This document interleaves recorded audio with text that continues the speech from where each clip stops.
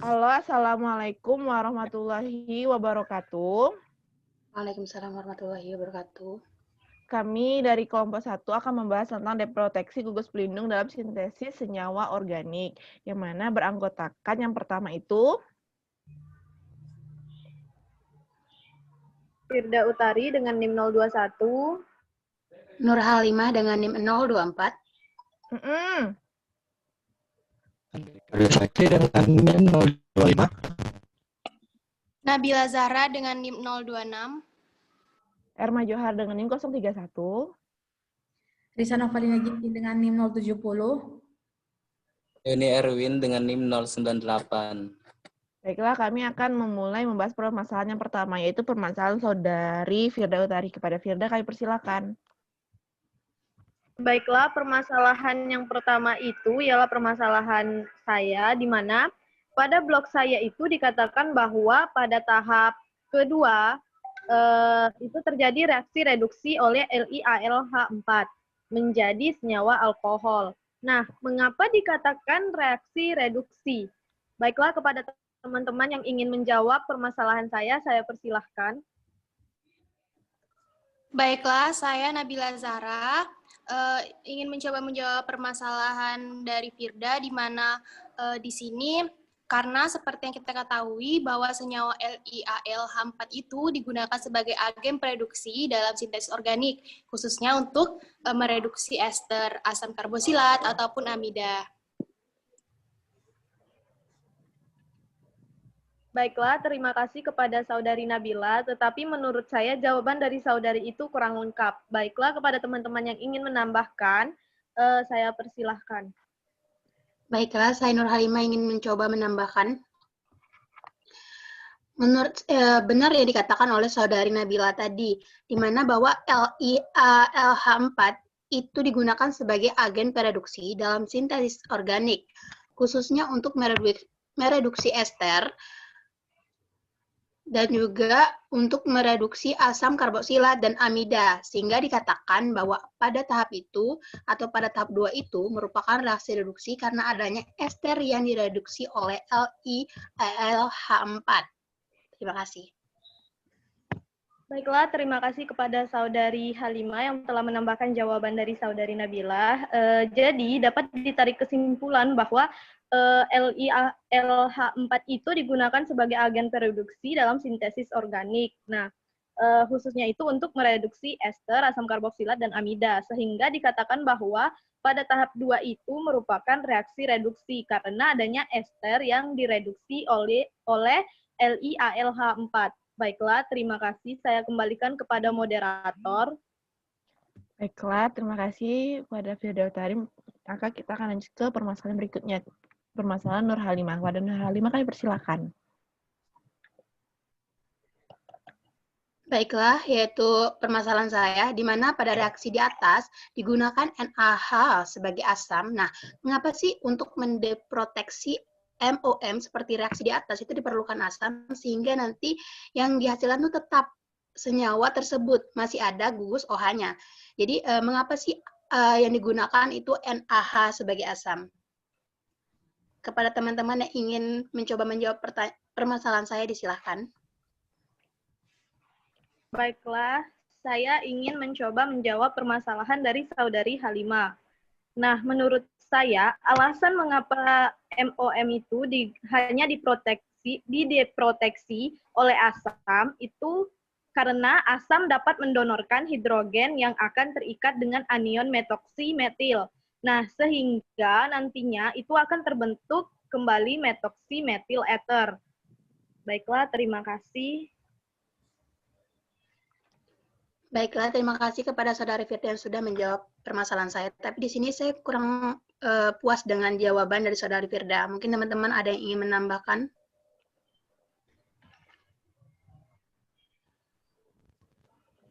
Baiklah, di sini saya Andrika mau mencoba menambahkan. Menurut saya, MOM reaktif terhadap asam dan kurang reaktif terhadap basa. Sehingga kecenderungan MOM untuk bereaksi dengan asam lebih kuat dibanding dengan basa sehingga dapat dideteksi dengan asam. Karena sejauh yang saya ketahui, penambahan asam dapat memprotonasi atom O pada MOM yang terikat ke alkil sehingga ia berubah menjadi gugus pergi yang baik dan akhirnya dapat lepas. Lepasnya MOM meninggalkan alkil yang bermuatan positif. Karbokation yang terbentuk kemudian mengikat molekul air sehingga membentuk suatu spesies oksonium. Satu proton dari oksonium ditarik oleh anion dari asam dan akhirnya terbentuk kembali gus OH-. Terima kasih. Baiklah, terima kasih kepada Saudari Firda dan Saudara Andrika yang telah menjawab permasalahan saya. Sehingga di sini dapat saya simpulkan mengapa si NaH itu atau sebagai asam itu dapat mendeproteksi MOM atau metoksi metil itu karena MOM itu reaktif terhadap asam dan kurang reaktif terhadap basa. Sehingga kecenderungan MOM untuk bereaksi dengan asam lebih kuat dibandingkan dengan basa. Sehingga dapat diproteksi dengan asam. Nah, dengan penambahan asam dapat memprotonasi atom O pada MOM yang terikat ke alkil sehingga ia berubah menjadi gugus pergi yang baik dan akhirnya dapat dilepas. Lepasnya MOM meninggalkan alkil yang bermuatan positif, karbokation yang terbentuk kemudian mengikat molekul air sehingga membentuk suatu spesies oksonium. Satu proton dari oksonium itu ditarik oleh anion dari asam dan akhirnya terbentuk kembalilah gugus OH itu. Terima kasih. Saya kembalikan kepada moderator. Baik, kita lanjut pada permasalahan berikutnya, yaitu permasalahan Andika Dwi Sakti. Pada Andika, kami persilakan. Baiklah, selanjutnya permasalahan saya yaitu apa yang menyebabkan deproteksi atau penghilangan itu dapat terjadi. Di sini apakah ada teman-teman yang ingin mencoba menjawab? Baiklah, saya Arma Johar ingin mencoba menjawab. Jadi kalau menurut saya, deproteksi itu kan ada penghilangan atau reduksi gugus pelindung untuk menjadi gugus fungsi awal yang akan dilindungi. Nah, syaratnya itu kan tidak bisa kita langsung melakukan deproteksi, namun ada syarat-syaratnya. Yang pertama itu harus mudah dimasukkan dan juga dihilangkan. Yang kedua, tahan terhadap reagen-reagen yang akan menyerang gugus fungsional yang tidak dilindungi tersebut. Terus yang ketiga, stabil dan hanya bereaksi dengan reaksi khusus untuk dilakukannya mengembalikan mengembalikan gugus fungsi yang asli. Gugus pelindung seharusnya itu tidak mengganggu reaksi yang dilakukan sebelum dihapus, seperti itu. Bagaimana Saudara Andrika?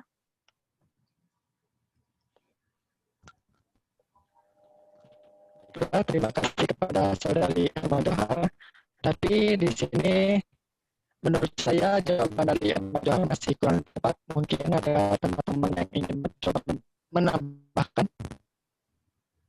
Baiklah, saya Risa akan mencoba menambahkan jawaban dari Arma Johar. Di sini menurut saya, hal tersebut itu bisa terjadi karena beberapa hal diantaranya itu. Yang pertama itu solfosis dasar penguraian oleh pelarut.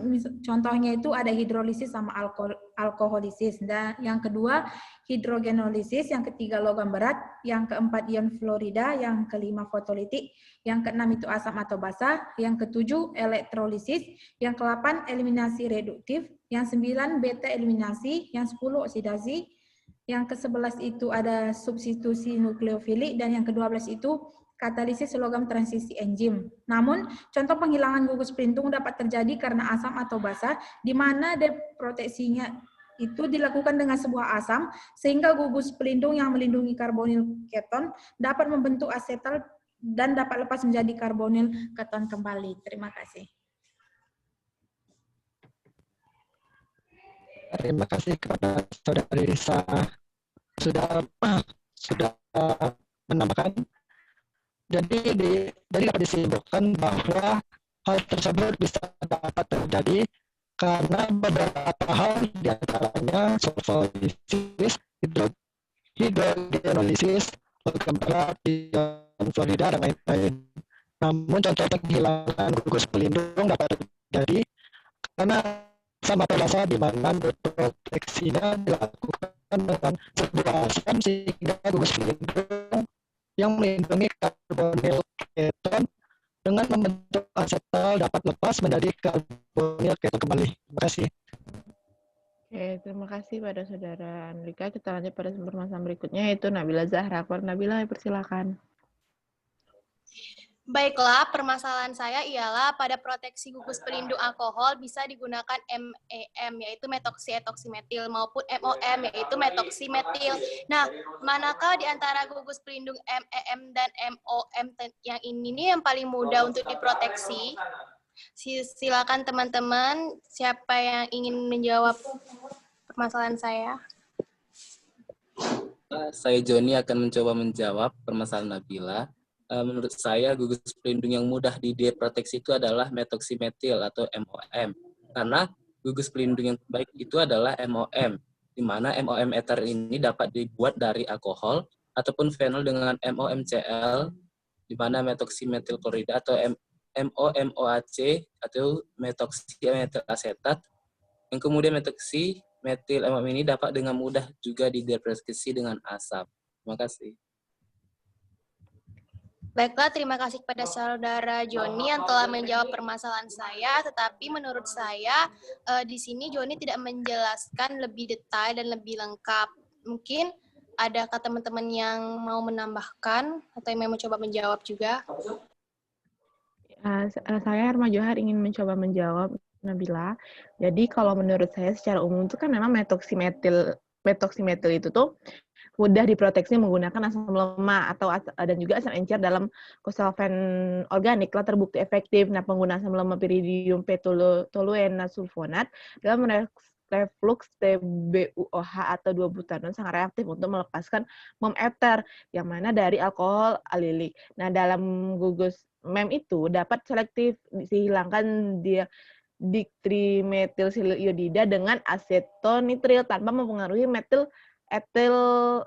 ether maksudnya atau gugus ester, tetapi gugus MEM sensitif terhadap asam Lewis dan dapat dipecah dengan asam kuat berair.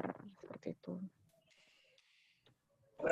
Baiklah, terima kasih kepada saudari Erma. Di sini dapat saya simpulkan bahwa gugus pelindung yang mudah diproteksi adalah metoksimetil atau MOM, karena gugus pelindung ini yang paling baik adalah MOM.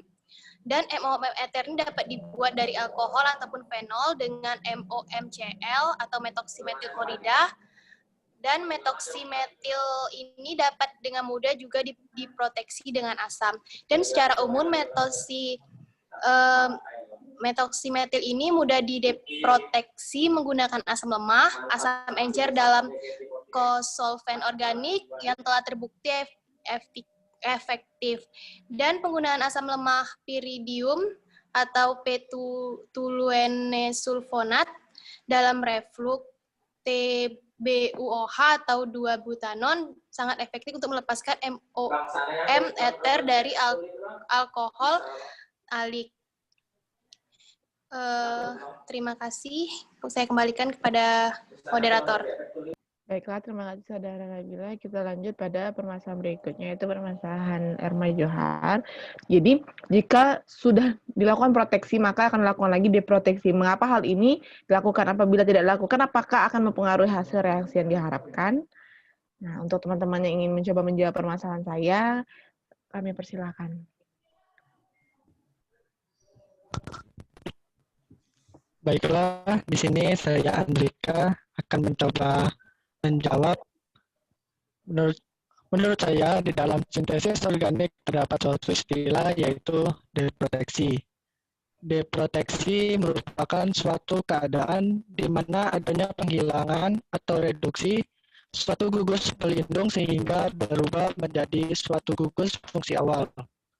Jadi itulah kenapa deproteksi ini perlu dilakukan agar dapat berubah menjadi gugus awal. Terima kasih. Oke, baiklah. Namun menurut saya jawaban Andrika sudah hampir mengenai, cuman belum lengkap atau belum detail. Jadi kepada teman-teman ingin menambahkan, dipersilakan. Siapa ingin menambahkan? Baiklah, di sini saya Nabila Zahra ingin menambahkan jawaban dari saudara Andrika bahwa memang deproteksi merupakan suatu keadaan di mana adanya penghilangan atau reduksi suatu gugus pelindung sehingga berubah menjadi suatu gugus fungsi awal. Jadi itulah kenapa deproteksi itu perlu dilakukan agar dapat merubah menjadi gugus awal tadi. Namun juga suatu senyawa jika ingin mengubah senyawa tersebut, kita harus melindungi salah satu gugusnya, yaitu seperti OH yang kita lindungin. Apabila tidak kita lindungi, maka pada saat proses reaksi senyawa tersebut akan diserang sehingga pada hasil akhir nanti kita tidak akan mendapatkan senyawa apa yang kita inginkan. Dan juga gugus pelindung di sini masih menempel, maka tidak bisa dikatakan sebagai hasil akhir. Terima kasih. Baik, benar sekali yang telah ditambahkan Nabila.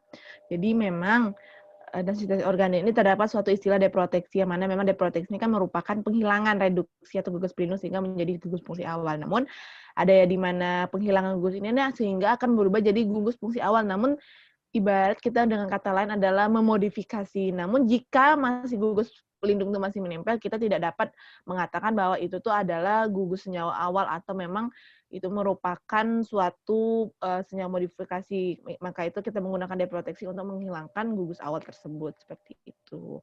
Baiklah, kita lanjut pada permasalahan berikutnya. Permasalahan Risa Novalina. Kepada Risa, kami persilakan. Baiklah, terima kasih. Lanjut kepada permasalahan saya. Di sini, mengapa tingkat kebasaan suatu amina mempengaruhi untuk masuknya suatu gugus pelindung dan deproteksi gugus pelindung? Bagi teman-teman yang ingin menjawab permasalahan saya, dipersilakan. Baiklah, saya Nur Halimah ingin mencoba menjawab permasalahan dari saudari Risa. Jadi, mengapa sih tingkat kebasaan suatu amina itu mempengaruhi untuk masuknya suatu gugus pelindung? Itu karena tingkat kebasaan suatu amina itu mempengaruhi untuk masuknya suatu gugus pelindung. Nah, itu sebagai persoalan misalkan suatu amina primer itu mengikat gugus penil. Nah, hal inilah yang mengakibatkan sifat kebasaan amina menurun karena terjadinya delokalisasi elektron. Oleh karena itu, maka dibutuhkanlah gugus pelindung yang lebih selektif. Baiklah, itu menurut saya. Saya kembalikan kepada Risa. Baiklah, terima kasih kepada saudari Norma yang sudah menjawab pertanyaan saya. Namun di sini menurut saya jawaban dari saudari kurang tepat. Bagi teman-teman yang ingin menambahkan, dipersilakan. Itulah saya Joni, saya akan menambahkan jawaban dari saudari Halimah. Menurut saya tingkat kebasaan suatu amina itu sangat mempengaruhi untuk masuknya suatu gugus pelindung. Di mana sebagai persoalan, misalkan suatu amina itu primer mengikat gugus penil. Hal ini mengakibatkan sifat kebasaan amina menurun karena terjadinya delokalisasi elektron. Oleh karena itu, gugus pelindung seperti benzil itu tidak selektif jika digunakan akibat terjadinya delokalisasi elektron tersebut. Maka dibutuhkan gugus pelindung yang lebih selektif dalam memproteksi gugus amina tersebut.